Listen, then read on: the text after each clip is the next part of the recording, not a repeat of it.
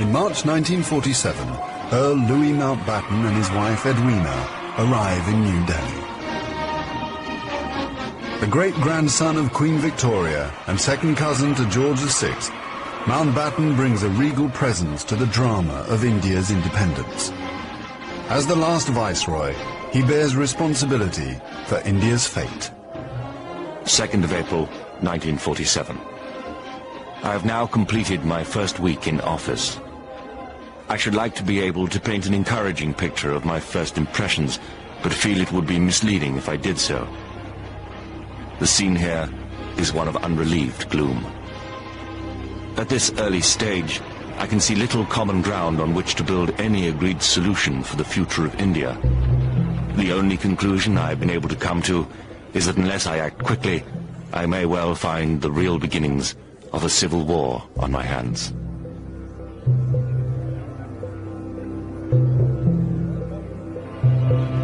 By May, attempts to create a unified India have failed.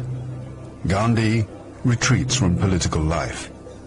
Muhammad Ali Jinnah, leader of the Muslim League, and Jawaharlal Nehru of the Indian National Congress concede to divide India. Fearing a total loss of control, Mountbatten brings forward the transfer of power to August.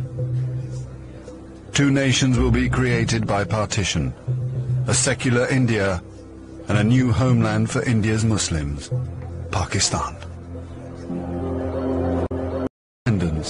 Nehru addresses the people of India.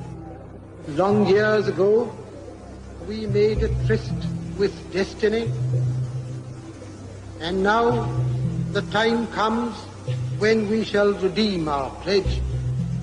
At the stroke of the midnight hour, when the world sleeps, India will awake to life and freedom.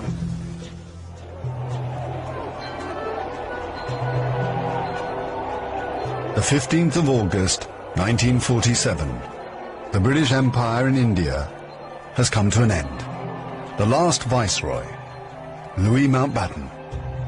The flag raising and the salute were done amid scenes of the most fantastic rejoicing. And as the flag broke, a brilliant rainbow appeared in the sky, which was taken by the crowd as a good omen.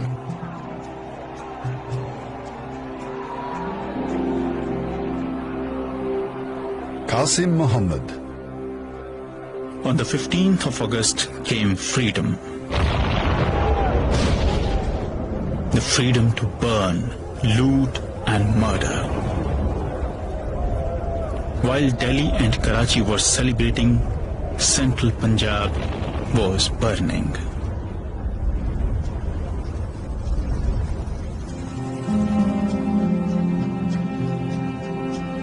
Between August 1947 and March 1948, 4.5 million Hindus and Sikhs are forced to migrate from Pakistan to India.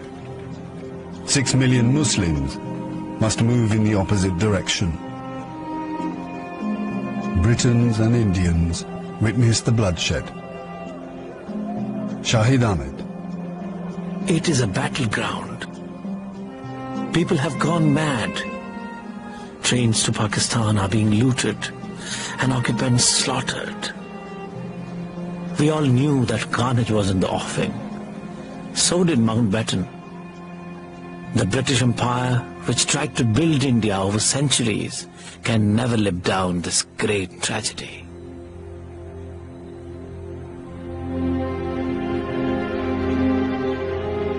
Lieutenant Colonel Hubert Boyd Hudson.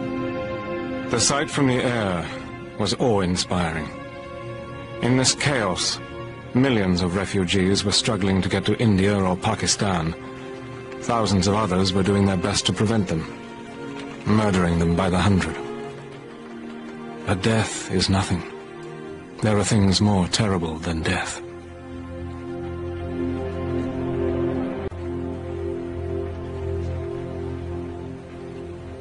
$10 million people are displaced in the partition of India. 1 million are dead.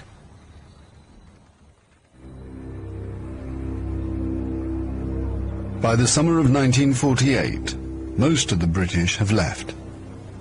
Hubert Boyd Hudson has been in India for 15 years. India is full of ghosts. Houses I have lived in, now inhabited by Indians, remind me of the days which will never come again.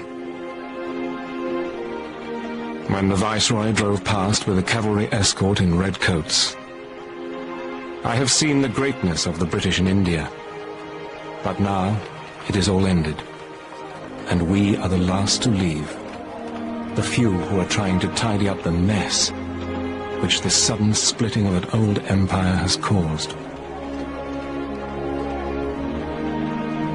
Britain has lost its greatest imperial possession. Mahatma Gandhi once said that if India became free, the rest of the empire would follow. In the next 10 years, the fire of India's independence will spread around the globe, from the Middle East to Africa.